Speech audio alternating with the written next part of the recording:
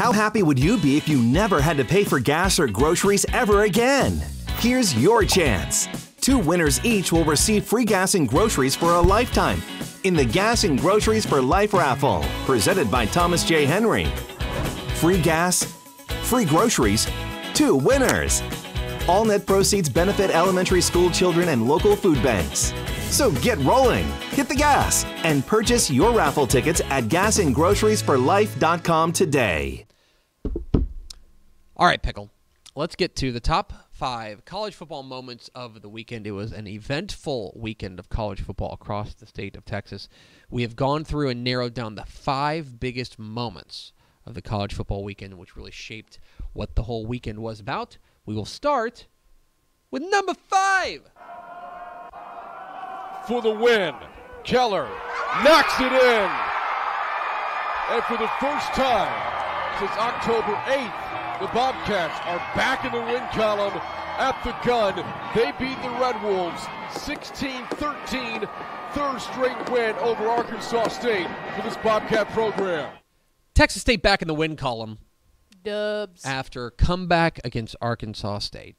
You feel good for Texas State. There's not a ton to play for at the moment. They are 4-7. They're not going to go bowling. But this is a team that was down 10-3. And then they were down 10-3. They were down 10-3 at one point. Stormed back, tied the game on a long touchdown drive. Came back, took the lead. Arkansas State tied it, and then they were able to come back, drive down the field, and get there was one big roughing the passer penalty, which helped them kind of add on 15 yards. But they earned it down the wire. Lane Hatcher led them down the field for a game-winning field goal there by Seth Keller, and Texas State gets the win. Now, is this going to be enough to save our friend Jake Spavital's job? I'm skeptical. I really, honestly don't know how to answer that question. Like, I truly my gut feeling. I don't have any inside information. I would tell you if I did. My gut feeling is no. My gut feeling is this is the end of the road. I would agree with that. But at least they got. But there's still games left to be played. Is the reason why that I don't think they're going to fire him this week. I don't think they're going to fire him this week. They close out the season this week against Louisiana, who is that's a winnable game for them. Mm-hmm. If they're able to do that, close it out with 2 wins, back-to-back wins, that'll be a really nice kind of flurry at the end to finish 5-7. I'm not sure it's going to be enough for Jake Spavital, but we will see. Regardless, it was good to see Texas State get back in the win column. Number 4. Sanders in motion. Robinson trying to follow his blockers, reversing field. Robinson, stutter step. Robinson turns on the Jets, and Robinson is in. Touchdown number 4 for Bijan Robinson. Now you see me. Now you don't. You can't catch him. 32 yards. Just a pleasure to watch. Watch him press this. Patient, press it. I'm not panicking. I'm square. I'm protecting the football. I've had issues with that earlier. And then just on speed at the end of it. Finishes the deal. Career high 230. Bijan Robinson's career day powers Texas past Kansas. Has to feel good for them to get a little bit of revenge over Kansas. Bijan Robinson goes for 243 and 4 touchdowns. It is his career high, I want to say. Yeah, it's career high in rushing, career high in rushing touchdowns. It was spectacular.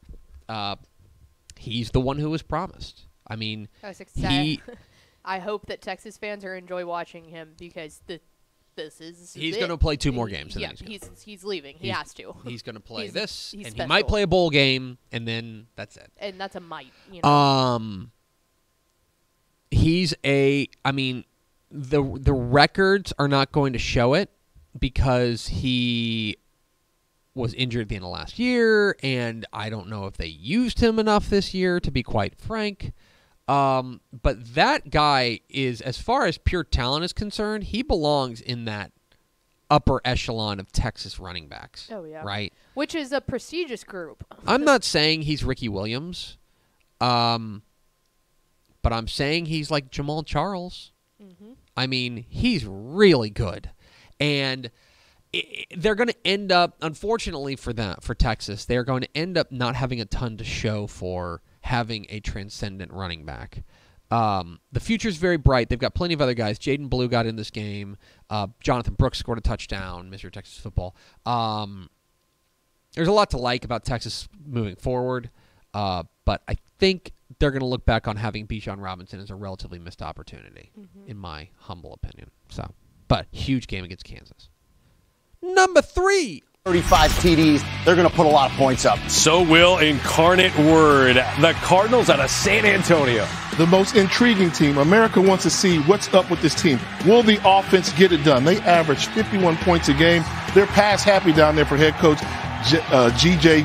Kinney, but they score 50 points a game, and Lindsey Scott, their quarterback, is a stud at that position. 50 touchdowns for Lindsey Scott.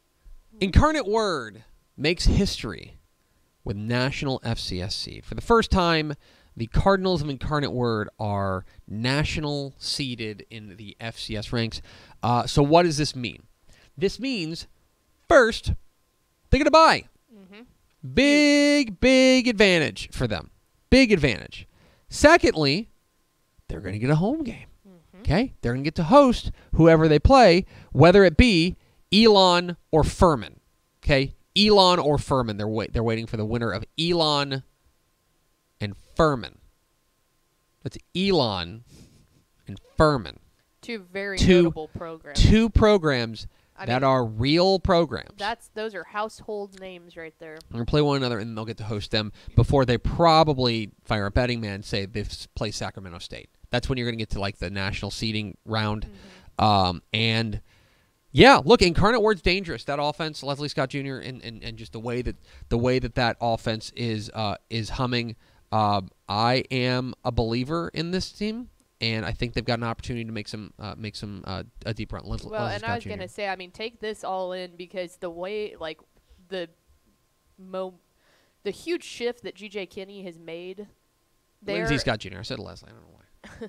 I don't know how long he'll be there because his name is already starting to go out for much bigger jobs in higher conferences, and it's like, man.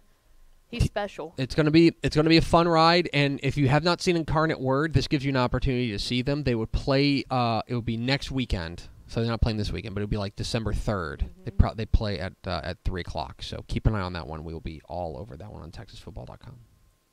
Number 2. Shuck, little fade, caught, touchdown! What a play! Baylor Cup with the grab. Red Raiders' late heroics get them bowl eligible. So the beginning of the year, before the year, here at Dave Kimball's Texas Football, talking with Mike Craven, talking with the college guys, the ROF folks, I want to say it's Ishmael and I want to say Mindy. Sounds right. Okay, talking with them. We liked a lot of what Tech had, but the schedule was brutal. Oh, yeah. Schedule was absolutely brutal. And so even though what we kept saying in the offseason was we like Tech, but it's hard to find 6 wins. I don't care who the coach is at that point. It's hard to find 6 wins. For them to get to a bowl in this season is a minor miracle, in my opinion.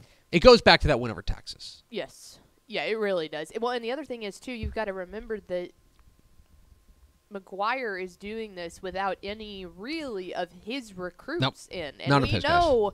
We know what he's doing on the recruiting trail right now. This goes back to this really, like, all this sparks from the fact that they were able to beat Houston and they were able to beat Texas in overtime, both in overtime. Getting those 2 wins in your pocket allowed you to cough it up against Baylor, to lay an egg against Baylor, quite frankly. It allowed you to make up for the fact that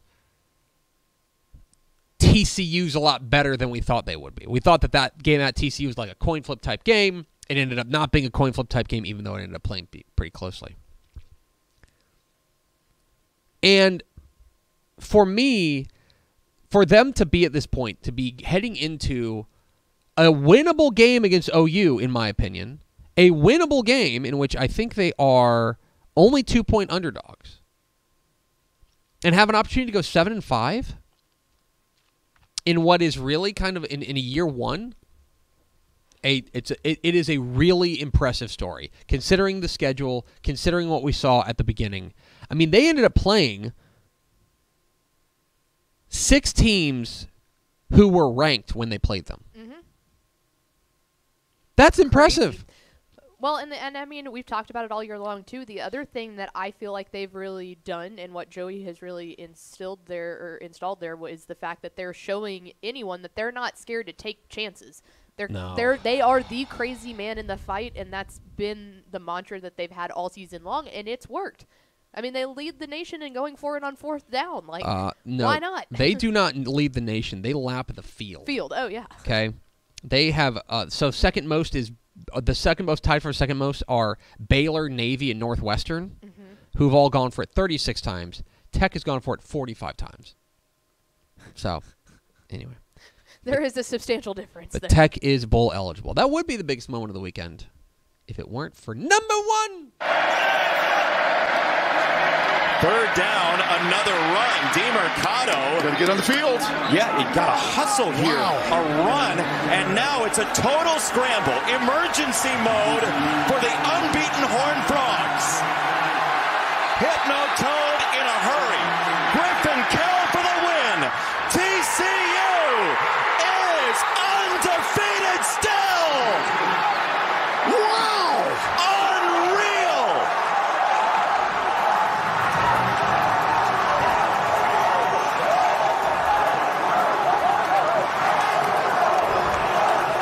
I am shaking. I can't believe what Sonny Dykes just did.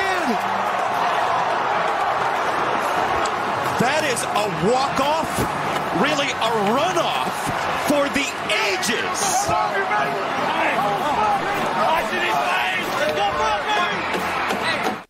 Fire drill field goal is perfect TCU's latest magic act.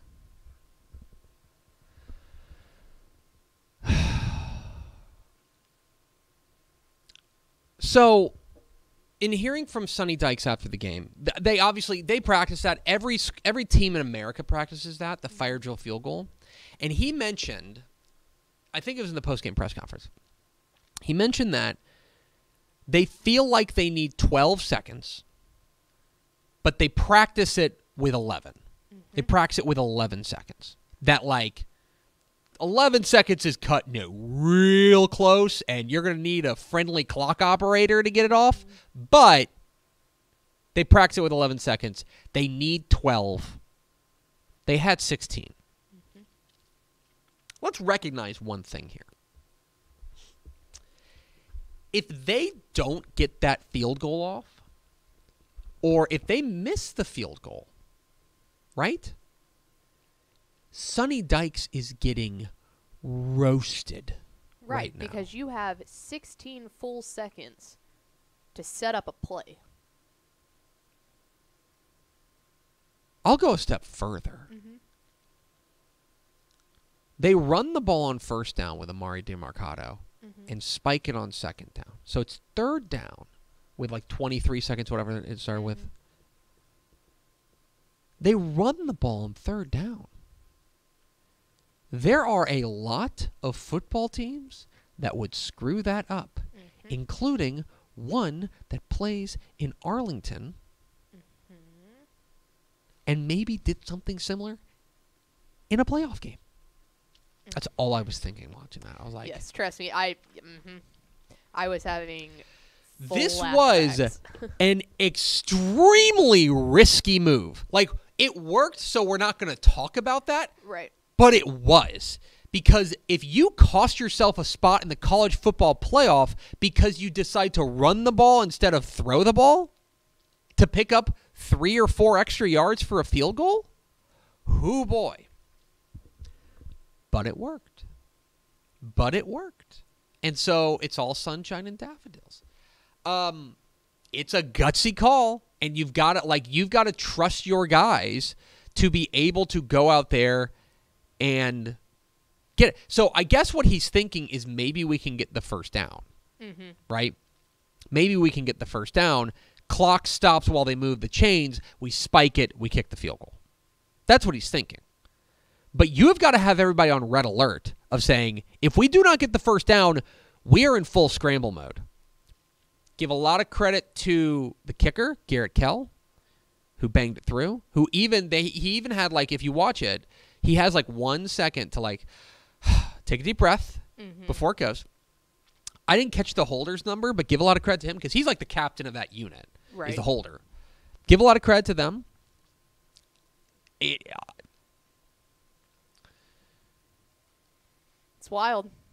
It really is. Do you realize they like, I don't, this is going to sound like I'm talking bad about TCU, but they just keep getting away with it. They do. They just keep getting away with it.